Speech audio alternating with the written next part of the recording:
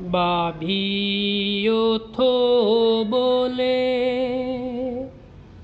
ऐं मोर पुकारे वेठो। वारीअ जो हर ज़रो ॼण सावण सारे वेठो। तात हर मन में पोइ भी सुरही सांझ सहर आ।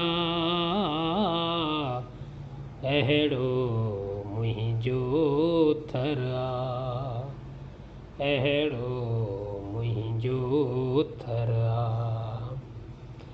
दिलकश हर मंज़र आ, ॼण सारो सूंह नगर आ। सोन वरनी ही धरती ऐं सुरमई अंबर आ। अहिड़ो मुंहिंजो थर आ, अहिड़ो